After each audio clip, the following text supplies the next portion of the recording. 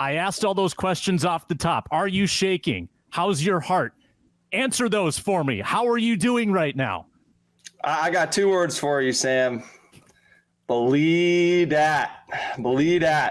I was up in a defensive stance. I was yelling at the TV. I was clapping with every single possession. I was screaming. I was slapping the couch after stops at timeouts. I came downstairs. I probably went through 3 bottles of water in that fourth quarter, trying to get my voice right to come on here and love up everybody on the Minnesota Timberwolves for a 30-point turnaround on the road in Denver against the defending champs to win not 1, not 2, but 3 road games against the defending champs in Denver after they lost 1 time all season or all playoffs last year in Denver. My hands, I don't know. What do we see? Can you see my hands? Are they're still shaking a little bit? They're tingling. They're tingling. My heart's great. My heart's great. I can't feel my hands. It was just like Game 6 at Target Center, man. I still have a headache from being there that night, 4 days later, 3 days later, whatever it is.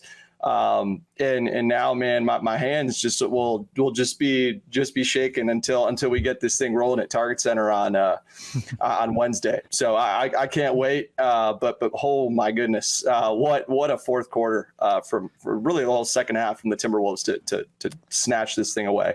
Yeah, as Jeff points out, they beat Scott Foster as well, but that might be the good luck charm. I think their record's actually really good with Scott Foster now for some reason. We'll get into that. Yeah, it's actually above average. The Minnesota Timberwolves were dead. I declared them dead. I was one of many. I said it's over. They end the first half with a clunky 90 seconds. They had the ball down 10, chance to cut it to single digits. You'd be feeling okay. Instead, they bungle a couple possessions. They have a botched fast break. Nuggets go up 15 at the break. First 90 seconds out of halftime, the Nuggets have a quick 5-0 run. It's a 20-point game. So it's 58-38, Jack. And I thought to myself in my mind, okay, I mean, if the Timberwolves, are going to win this thing, they got to get to 100, I think. The Nuggets would then have to score 42 or less, or less than 42 to not get 100 in basically 2 full quarters of basketball. That's not possible. I declared their time of death, like 10 minutes, 30 seconds to go in the third quarter. From that point on that I buried this team, they go on a 60-32 run. That is absurd against Nikola Jokic and Jamal Murray, and I don't know how it happened.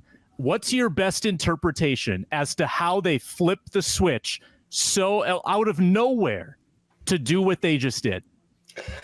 It takes guys with a ton of dog and a ton of heart in them. And it's what we saw from the Minnesota Timberwolves all season. I would like to issue a formal apology for all of our everydayers here that have had to deal with our horrific medical examining performance from Sam and I over the last 10 days or so with falsely declaring people dead. But my goodness, I mean, it just felt like, I talked to Rudy Gobert in the locker room after Game 6, and Rudy told me, he said, I feel like that team does not have the capacity to play as hard as they can for as long as we can. So if we play as hard as we can last longer than they can.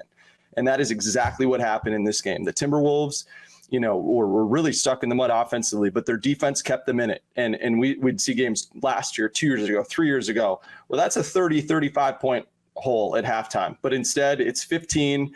They band together. You get Anthony Edwards on Jamal Murray.